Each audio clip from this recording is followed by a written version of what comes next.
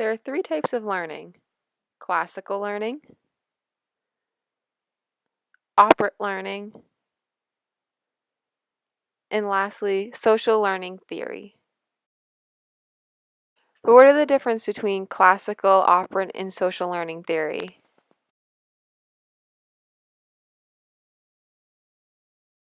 Classical conditioning is a learning process that occurs when two stimuli are repeatedly paired.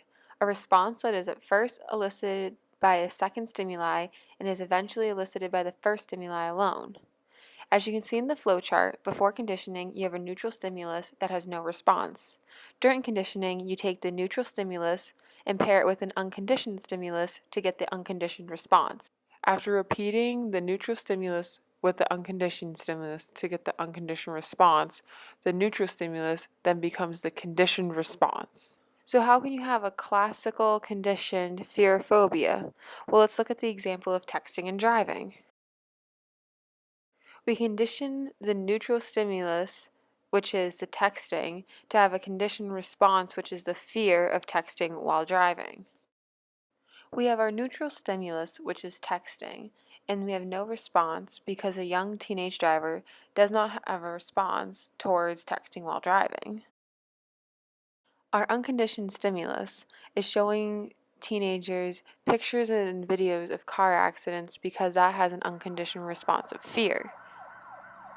So after showing and pairing over and over images of texting and car accidents, that instills that fear or the unconditioned response to have the teenager be fearful now of the neutral stimulus, which is texting. An important factor to classical learning or classical conditioning is being able to measure the fear. The way to measure fear in this example would be through your heart rate accelerating. Operant conditioning is a method of learning that occurs through rewards and punishments for a behavior. Through operant conditioning, an association is made between a behavior and a consequence for that behavior. As you can see in the chart, you can increase the stimulus or decrease the stimulus by increasing or decreasing the response.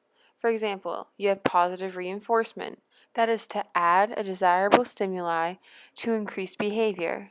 There's also negative reinforcement, which is removing an adverse stimuli, which in turn increase behavior. Then there's positive punishment. That is when you administer an adhesive stimulus to decrease a preceding behavior. Then there's negative punishment, which is withdrawal of a desirable stimulus to decrease preceding behavior. A way we could see this in fear and phobia is through a child going to the doctor's office. An example of positive punishment would be having the child go to the doctor and getting a shot. An example of positive reinforcement would be going to the doctors and getting a lollipop or candy. This is increasing the response to act good at the doctors while increasing the stimuli of liking to go to the doctors. An example of negative reinforcement would be going to the doctors and not having to get a shot. This is increasing the response of liking to go to the doctors and acting in a proper manner, but decreases the stimuli or the fear of going to the doctor. Lastly is negative punishment.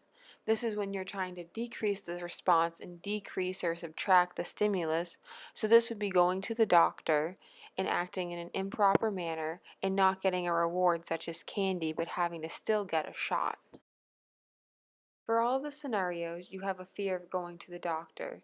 But depending if you have a negative or positive reinforcement or punishment depends on whether or not you're going to continue to react of having that fear of the doctor. Social learning theory is a view that people learn by observing others. This is how you learn behaviors, values, attitudes, and other things that are very influential in your life. We are taught through movies, pictures, and stories and books to be scared of certain things, like ghosts, for example. We are taught in society through these things to be scared of them, to fear them, while we have now these irrational fears of a thing such as a ghost. Phobias are produced in the same way of the social learning theory. Some phobias that you hear from a family member, a friend, or even a celebrity, then you think you have them too. Listed above are the 10 most common phobias, some of which are the fear of empty spaces, the fear of the dark, the fear of spiders, the fear of closed spaces, or the fear of dying. So as you can see, there are three main learning ways in which you can obtain a fear phobia. Classical conditioning, which is training yourself to become fearful of something that you weren't really fearful of before. Operant conditioning, which is training your behavior to react or not react to your fear. And social learning theory, which is having society teach you your fear phobia.